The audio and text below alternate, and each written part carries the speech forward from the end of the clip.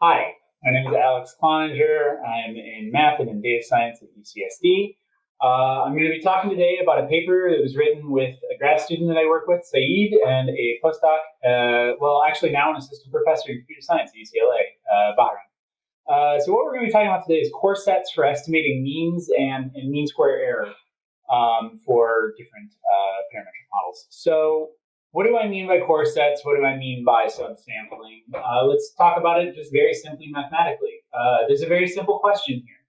Given a graph, by graph I mean a network with edges and weights, and I have a function on each vertex of the graph, I want to estimate the mean of the function over the entire graph using the mean of the function only on a small number of points on the graph, okay? And at those points, I'm going to be allowed to take arbitrary weights associated. So 0.5 here, 0.2 here, add the function values together, and the hope is that this estimates the true mean. That is called function subsampling.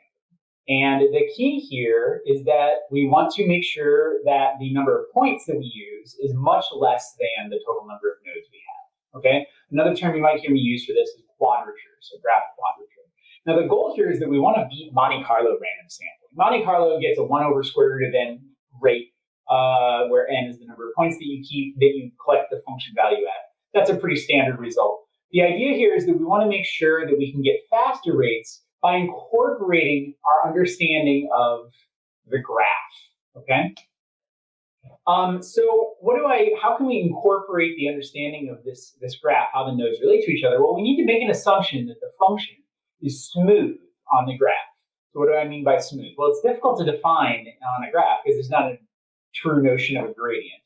And if the function has no relationship to the graph, well, then we can't beat random sampling, right? I mean, that's the best that we could do.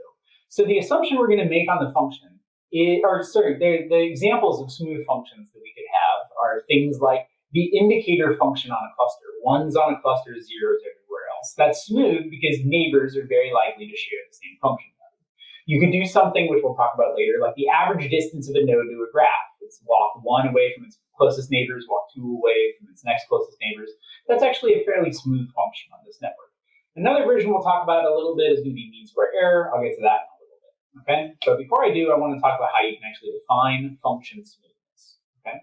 So to define function smoothness, we need to define a kernel. Okay, so you have this graph. The graph has an adjacency matrix. Let's call it K.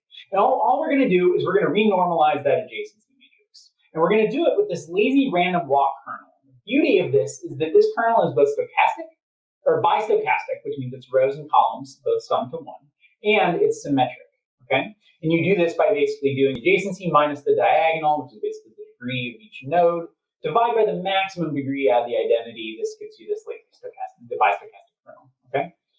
Lazy random walk kernel. And the way we're going to define smoothness here is to say a function is smooth on the graph if it can be written as low-frequency eigenfunctions of that matrix K. All right? There's a lot of theory that says that the low-frequency eigenfunctions of the kernel, the ones that have the highest eigenvalue, move very gradually across the graph. So they're very, very smooth. So we're assuming our function can be written as a linear combination of these. And there's this nice theorem by Steinerberger and Linderman from a couple years ago that basically says that if a function is in that space, then you can pick a small number then for any small number of nodes and any small number of weights with those, such that the weights sum to 1. You can bound these two estimates, the estimated mean minus the true mean, by this property on the right. And this is basically some columns with a kernel at the nodes that we've chosen. You're taking a 2 norm, you're looking at how flat it is, all of this. So this is nice. This is true for any set of weights, any set of nodes, which leads to an obvious question. How do I find the best set of weights and the best set of nodes? Well, the idea here is just going to be simple. Let's optimize the right-hand side of that equation, okay? How do we do that? Well, first, doing this combinatorially is going to be really hard, right? Because if we just check every K combinations, there's n choose K possibilities, that is really, really complicated. Okay, but what we can notice is that that bound actually forms a convex cost with a non-convex constraint. Okay, that cost is actually a 2 norm. So the constraint associated with it is just that we can only have K nodes that we sample. So instead of thinking about some instead of thinking of some combinatorial optimization problem, we're going to reframe this as a greedy optimization problem. Okay, and this is actually the main contribution of our paper. And we add an extra component to this, which is I want to assume that I don't have a fixed cost of sampling. So I don't want to think that I can pick every node equally likely to be able to sum. It costs me the same to check the function here as it does to check the function here. What if there's a variable cost of sampling? So we're going to incorporate that with some function C of E. Okay? And through all of this and some fun math, what we can do is we can turn this into a dual problem. So rather than minimizing that inequality that you saw, what we're going to do is maximize this problem that we have here on the screen, which is basically a weighted sum of columns of the kernel and how well they project onto the ones vector. And the reason for the ones vector is because we're looking for an average, right?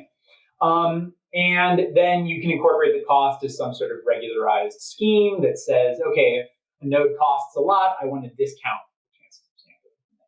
Okay? And we can actually solve this problem. You can solve it using an augmented algorithm of the augmented idea from the greedy Bayesian Coreset paper that's well known by Campbell and Broder years ago. And so I'm just going to put it up here quickly. If you want to see a full copy of this, you can look in the paper. But the basic idea of this is really easy. We're going to loop through each point. And at each point, each time, what we're going to do is we're going to say which column of this lazy random walk kernel best projects onto the ones vector. And we're going to keep that node. Okay, that's like the node that's the most popular. It's got the most neighbors. And then we're going to say, all right, which column projects best, not for the next iteration, not which column projects best onto the ones vector, but onto the residual. Okay, and we continue in this way. And it winds up that this actually gives you a really nice, simple, greedy algorithm to be able to choose points that are going to minimize that bound. We can actually prove something about it. Pretty strong, actually. We can prove under the same conditions that this function is in the low frequency space that you can bound the mean minus the weighted average at this small number of coresets as something that decays like some constant to the number of points you sample over 2. That's way faster than 1 over square root of k, which is what we would have had from Monte Carlo. N is the total number of nodes, by the way. K is the number of corrections selected. And you can do this in a way even if there's a cost associated with sampling, a non-uniform cost associated with sampling. Okay, so there are several applications we go into. I'm just gonna touch on one of them right now. You can look at the paper for the full collection. But basically what I wanna look at is, think about a graph convolutional neural network, okay? The goal of that is that you have some function and you're trying to approximate the function h with a model h theta, okay? Now, if you think about it, the mean square error of approximating is basically just the average of that norm, okay? So what I want to do is I want to pick a subset of points on which to sample, and I want to create an empirical risk only at those points, and it's weighted, and that's going to be our L theta S. And if you look at the difference between these two things, this is exactly what we're bounding, okay? This is actually the generalization error of learning the graph convolutional net only at the small number of points S where we collected a function value. So we picked the best points for semi-supervised learning. And you can see from this example on a pretty well-known data set called the Cora dataset that we do significantly better than random selection as well as other algorithms that we've proposed. And on top of that, if you add a non-variable cost to sampling, it actually doesn't hurt us too much because if one point is really expensive, we just sample the point right next to it, and that might be cheaper. So this gives us a small number of points that very well generalizes to the rest of the data set. Okay, so we're going to stop here. Thank you so much for your time. Please take a look at the picture.